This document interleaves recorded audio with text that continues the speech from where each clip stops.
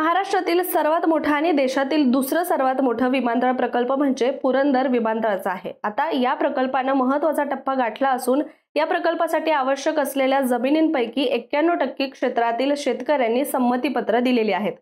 चला तर आजच्या व्हिडिओमध्ये पुरंदर विमानतळ प्रकल्प आहे तरी काय याबद्दल सविस्तर जाणून घेऊया। नमस्कार, मी रामेश्वरी आणि तुम्ही पाहताय कट टू कट। भारतातलं सगळ्यात मोठं विमानतळ कोणतं तर क्षेत्रफळानुसार हैदराबादमधील राजीव गांधी आंतरराष्ट्रीय विमानतळ हे भारतातील सर्वात मोठं विमानतळ आहे। आणि महाराष्ट्रातलं सगळ्यात मोठं विमानतळ कोणतं तर मुंबईचं छत्रपती शिवाजी महाराज आंतरराष्ट्रीय विमानतळ। आणि आता महाराष्ट्रातील सगळ्यात मोठं विमानतळ तयार होतंय पुण्याजवळच्या पुरंदरमध्ये। खरं तर गेली अनेक वर्ष या प्रकल्पावर चर्चा सुरू आहे, ज्यात अनेक अडथळे आले, शिवाय शेतकऱ्यांचा देखील याला विरोध होता। पुण्यातील लोहगाव विमानतळावरील गर्दी कमी करण्याच्या उद्देशाने हाती घेण्यात आलेल्या पुरंदर विमानतळ प्रकल्प आहे।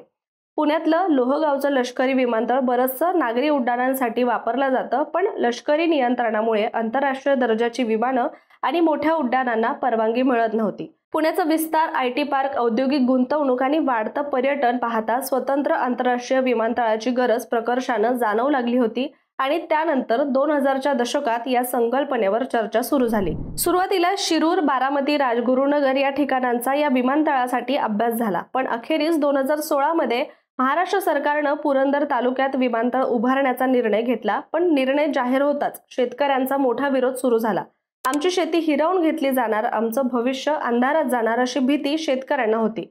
आणि परिणामी पुरंदर तालुक्यातल्या 7 गावातील शेतकरी रस्त्यावर उतरले होते आणि या विरोधात अनेक आंदोलनं करण्यात आली, मोर्चे काढण्यात आले, धरणे सुरू झाली। शेतकऱ्यांचा वाढता विरोध पाहता सरकारने शेतकऱ्यांच्या या भीतीला उत्तर देत नवी ऑफर दिली होती।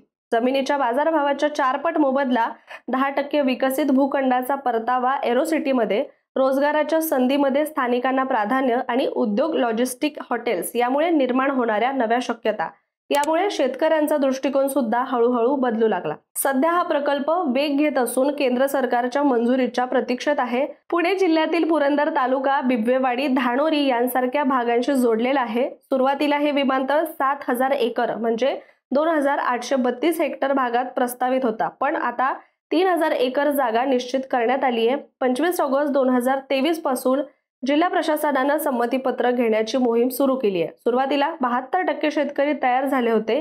एप्रिल 2025 मध्ये आक्रोश मोर्चा आणि लाठीचार्ज झाला। काही गावांनी प्रकल्प हद्दपार करण्याची सुद्धा घोषणा केली होती। मात्र विश्वास वाढत गेला आणि 18 सप्टेंबर पर्यंत तब्बल 91% शेतकऱ्यांनी संमतीपत्र दिली आहेत। 7 गावांमधील 2732 एकर क्षेत्रातील संमती मिळाली असून उर्वरित क्षेत्रासाठी संवाद सुरू आहे। जिल्हाधिकारी जितेंद्र डुड्डी यांनी गावागावात जाऊन थेट शेतकऱ्यांशी संवाद साधला आणि त्यामुळेच ही मोठी टक्केवारी गाठता आली असं प्रशासनाने म्हटलंय। आतापर्यंत 2200 शेतकऱ्यांनी आपली संमती दिली आहे, पण काही शेतकरी अजूनही तयार नाहीत। ज्यांनी संमती दिली नाहीये त्यांची जमीन सरकार सक्तीने घेणार आहे।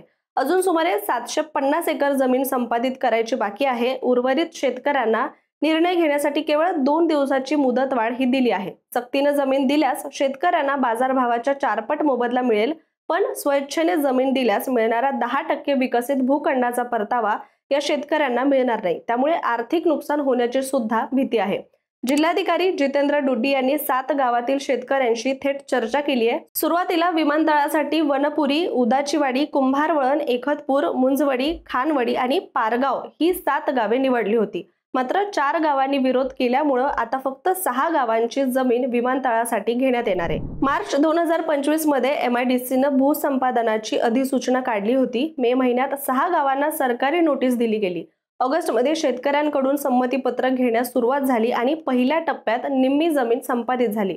सप्टेंबर मध्ये विमानतळाच्या टर्मिनलसाठी 2200 एकर राखीव ठेवण्यात आली।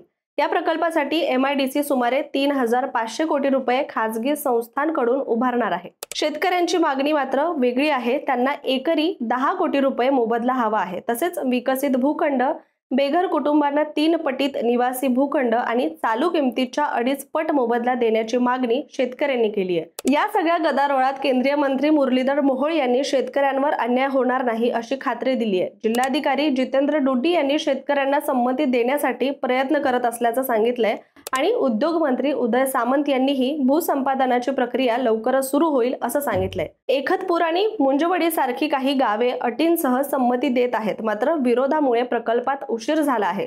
सरकारनं सुधारित प्रस्ताव केंद्राकडे पाठवला असून आता त्यांच्या मंजुरीची प्रतीक्षा आहे। आता या विमानतळाचं स्वरूप कसं असेल यावर सुद्धा एकदा नजर टाकूया।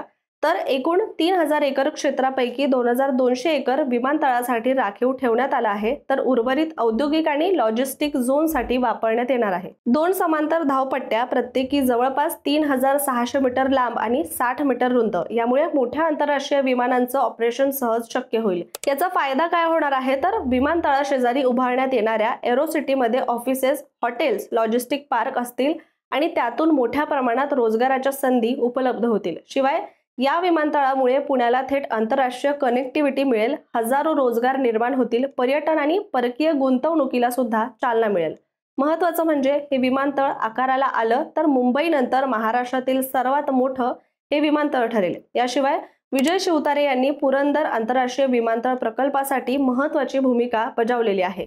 विमानतळ पुरंदरमध्येच होणार या चर्चेला त्यांनी अधिकृत शिक्कामोर्तब दिलाय। भूसंपादन हे शेतकऱ्यांच्या संमतीनेच व्हावं, समृद्धी महामार्गाच्या धर्तीवर योग्य मोबदला मिळावा यासाठी त्यांनी प्रयत्न केले। तसेच प्रकल्पग्रस्तांना रोजगाराच्या संधी मिळाव्यात, गायरान जमिनीवर उद्योग उभे राहावेत असं प्रस्तावही त्यांनी मांडला होता। प्रकल्प रखडला असताना त्यांनी सतत पाठपुरावा करून त्याला गती मिळवून दिली आहे। त्यामुळे शिवतारे यांचं नाव या प्रकल्पाशी घट्ट जोडलं गेलंय। त्यामुळे पुण्यासह पुरंदरला वेगळ्या उंचीवर घेऊन जाणारा असा पुरंदर विमानतळ प्रकल्प असेल, ज्याला अनेक विरोध झाले, जो जवळपास 5000 कोटींचा खर्च अपेक्षित आहे।